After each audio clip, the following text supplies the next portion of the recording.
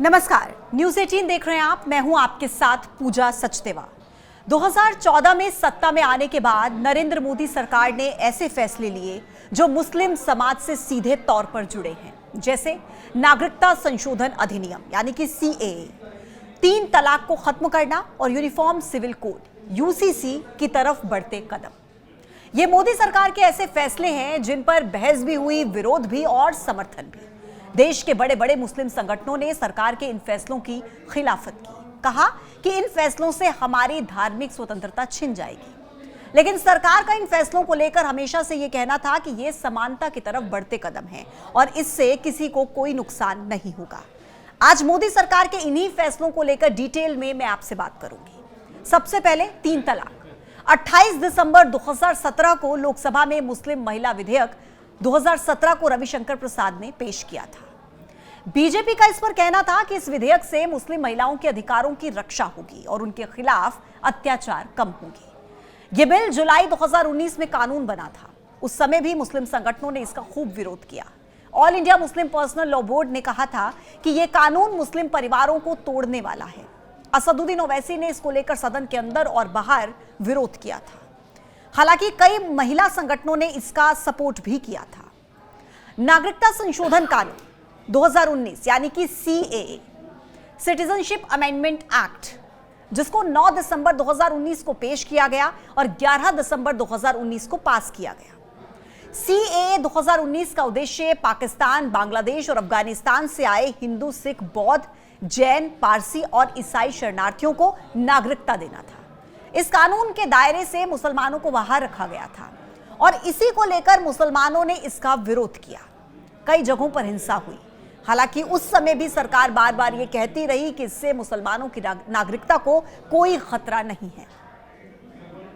अगला देखिए यूसीसी यानी कि यूनिफॉर्म सिविल कोड, जो कि अभी केंद्र स्तर पर लागू नहीं हुआ लेकिन बीजेपी शासित राज्य उत्तराखंड में लागू हो चुका है। सरकार का कहना है कि यूसीसी से लैंगिक समानता आएगी, एकता बढ़ेगी। वहीं all India Muslim personal law board ने इसे शरीयत पर हमला बताया है और कहा है कि यह कानून धार्मिक अधिकारों में अतिक्रमण है।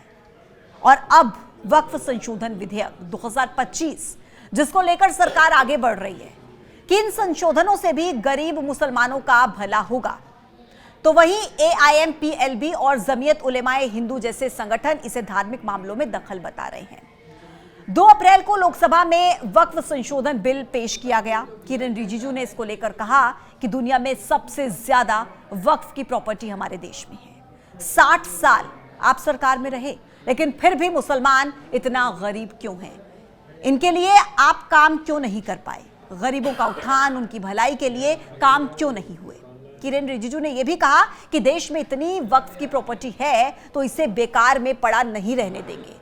गरीब मुसलमानों और बाकी मुसलमानों के लिए इसका इस्तेमाल किया ही जाना चाहिए।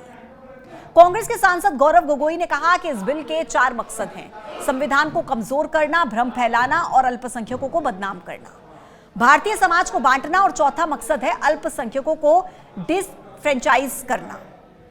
गौरव गोगोई ने कहा कि आज एक विशेष समाज की जमीन पर इनकी नजर है।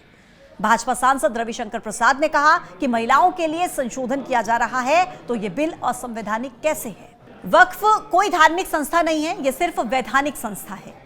अखिलेश यादव ने इसको लेकर कहा कि अंग्रेजी और हिंदी में मुझे यह बिल समझ में नहीं आया। यूनिफाइड वक्फ मैनेजमेंट। अखिलेश यादव ने यह भी कहा कि वक्फ पर कारोबार की बात कह रहे हैं, धर्म की चीजों से कारोबार नहीं हो सकता। अखिलेश ने कहा कि वक्फ बिल में ना तो नीति सही है और ना ही नीयत सही है। फिर आगे टीएमसी के सांसद कल्याण बनर्जी ने कहा कि इस संसद में राज्य सरकार की ताकतों के दायरे में उल्लंघन किया जा रहा है। राज्य सरकार के अधिकारों में दखल नहीं दिया जा सकता। जेडीयू के सांसद ललन सिंह ने कहा कि मोदी जी ने पारदर्शिता लाने का काम किया। आपको यह खराब लग रहा है? आप मुसलमानों के काम के विरोधी है क्या? फिर भाजपा के सांसद अनुराग ठाकुर ने कहा कि भारत को वक्फ के खौफ से आजादी चाहिए। खाता न बही, जो वक्फ कहे वही सही। आपको तय करना है कि आपको वक्फ के साथ रहना है या संविधान के साथ रहना है। सपा सांसद मोहिबुल्लाह ने कहा कि हम इस बिल का विरोध करते हैं। अमित शाह का कहना था कि कई भ्रांतियां देश में फैलाई जा रही हैं। ये कहते हैं कि इसका हिसाब किताब ना करो, ये पैसा गरीबों का है, उनके लूटने के लिए नहीं है।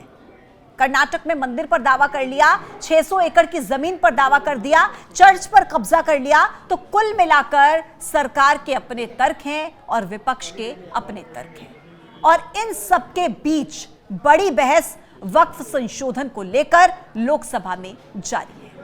आज के लिए इतना ही। कल फिर आपसे मुलाकात होगी एक नए मुद्दे के साथ। तब तक के लिए आप देखते रहिए न्यूज़ 18। नमस्कार।